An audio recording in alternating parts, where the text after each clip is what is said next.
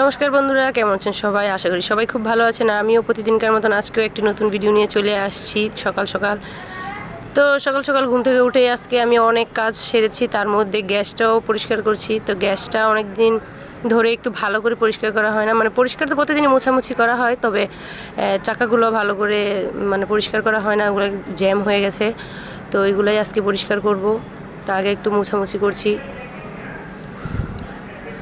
আর এই গ্যাসটা প্রায় নষ্ট হয়ে আসছে, গ্যাসটার থেকে কালি উঠে। তো এই গ্যাসটা চেঞ্জ করারও কিছুটা মনে হচ্ছে চেঞ্জ করতে হবে।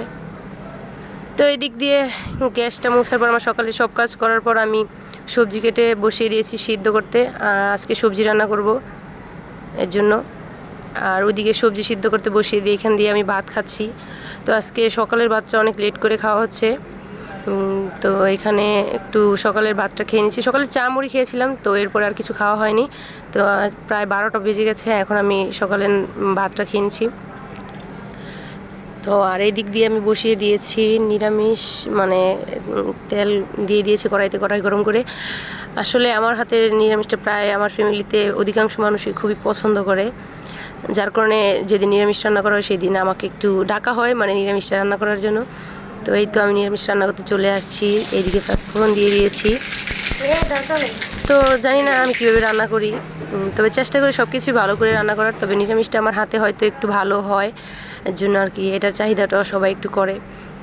এদিকে আমি সোমবার দিয়ে দিয়েছি। আর ওই সাইড দিয়ে আবার আমার মেয়ের স্নানের টাইম হয়ে গেছে, কারণ 12টার দিকে খাওয়া দাওয়া করেছি, তারপর আবার 1টার দিকে এসে আমি রান্না বসিয়ে দিয়েছি। তো 1টা বাজতে বাজতে তো মেয়েকে খাইয়ে দিয়ে ঘুম পাড়িয়ে দেওয়ার কথা। তো আজকে অনেক লেট হয়ে গেছে সব কিছুতেই, এর জন্য সব কিছু আমি সামলাতে একটু হিমশিম খেয়ে উঠতেছি আর কি। যে আমাদের বাড়িতে আবার অনুষ্ঠান আছে, আমি অনুষ্ঠানের পুরো ব্লগটা আমি কালকে আপনাদেরকে দিব। আজকে আমি ব্লগ দিচ্ছি, তবে পুরোটাও দিতে পারতেছি না, ঠিক আছে? তো এদিকে সোমবার দেওয়ার পরে আমি সিদ্ধ করে নিরামিষটা হাফ সিদ্ধ করেছি, পুরোপুরি সিদ্ধ করিনি, কারণ এদিকে তো কষানোর জন্য তো কিছুটা সিদ্ধ হবে, এর জন্য হাফ সিদ্ধ করে নিয়েছি, এই আর কি। তো মেয়েকে এই দিক দিয়ে আমি এটাকে বসিয়ে দিয়ে মেয়েকে স্নান করিয়ে দিব।